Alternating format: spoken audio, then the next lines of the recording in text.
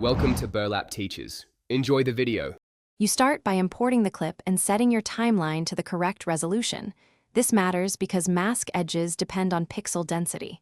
Once the clip is loaded, switch your workspace to Compositing or Effects view and add an automatic background removal node or effect.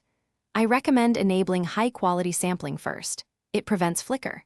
Make sure to toggle alpha preview so you see transparency. Now, scrub the timeline to identify problem frames. Mark them within /out points for focused cleanup. Once the Auto tool gives a base mask, switch to Manual Refinement and correct the edges where the algorithm fails. This is why you sampled high quality earlier. Use small feathering to soften harsh edges and a garbage mat to remove large unwanted areas fast.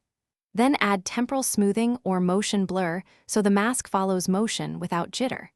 If your editor supports keyframe interpolation, add a few keys for difficult moves and let the software interpolate the rest smoothly. To finish, pick an export that preserves alpha and matches your delivery specs.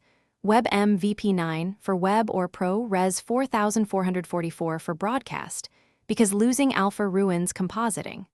Once done, overlay the result on contrasting backgrounds to inspect edges and halos. If you see fringe, tweak matte shrink/expand or dispill settings. If you hit stubborn flicker, increase temporal smoothing or step through and correct problematic frames manually. This single Thanks for watching. Consider subscribing if this video helped you.